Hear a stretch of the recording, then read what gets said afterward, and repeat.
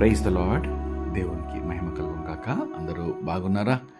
ఈరోజు దేవుడు మనకిచ్చిన వాగ్దానము రండి కలిసి ధ్యానించుకుందాం. యెహోషువ గ్రంథము 1వ అధ్యాయము 6వ వచనము. నిన్ను విడువను, ఎడబాయను, నిబ్బరము కలిగి ధైర్యంగా ఉండుము. ప్రియమైన దేవుని బిడ్డలారా, ఈ వాగ్దానం మనల్ని ఎంతో ధైర్యపరుస్తుంది. ప్రతిరోజు నిద్ర లేచినప్పటి నుండి రాత్రి పడుకునే వరకు ఏదో ఒక కలవరము, కష్టము, ఆపద మనము ఎదుర్కొనవలసి వస్తుంది. అయితే మన ప్రియమైన పరలోకపు తండ్రి ఇచ్చే వాగ్దానము, నా కుమారుడా, నా కుమార్తె, నిన్ను విడువను, నిన్ను ఎడబాయను, నీతోనే ఉంటాను.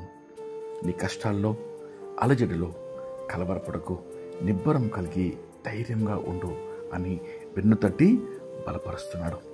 అయితే మనము ఎప్పుడు ధైర్యంగా ఉండగలము? దేవునితో సహవాసం కలిగి ఉన్నప్పుడు. అవునా?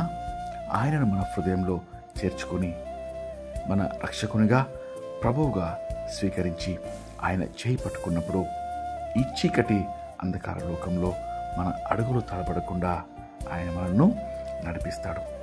అప్పుడు అన్ని వేళల్లో, అన్ని పరిస్థితుల్లో నిబ్బరం కలిగి ధైర్యంగా ఉండగలము. ఈ వాగ్దానము విశ్వాసంతో పొందుకుందాం. రండి కలిసి ప్రార్థన చేసుకుందాం. ప్రార్థన.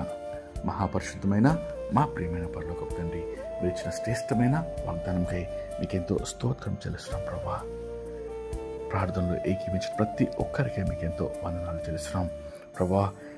విడువను, ఎడబాయను, నిబ్బరం కలిగి ధైర్యంగా ఉండమని అయ్యా మీరు సెలవిస్తుండగా, ఈ దినమందు ప్రభా కలవరంలో, కష్టంలో, దుఃఖంలో, ఆపదలో ప్రభా, ఎటువంటి సమస్యల్లో ప్రభా ఈ బిడ్డలు మోకరించి ప్రార్థిస్తున్నారో, హృదయాలు కుమరిస్తున్నారో, మొరపెడుతున్నారో ప్రభా ఆలకించమని వేడుకొంచున్నాం.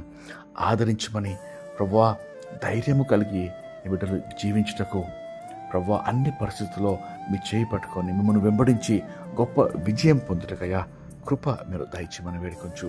దినమంతటి కావాల్సిన కృప, కాపుదల, భద్రత ప్రార్థనలు ఏకీమించిన వారందరికీ వారి కుటుంబంలోకి మీరు అనుగ్రహించమని మీకే మహిమ చెల్లిస్తూ యేసుక్రీస్తు నామంలో వేడుకొంచు ప్రార్థిస్తున్నాం తండ్రి. ఆమేన్. దేవుడు మిమ్మల్ని దీవించును గాక.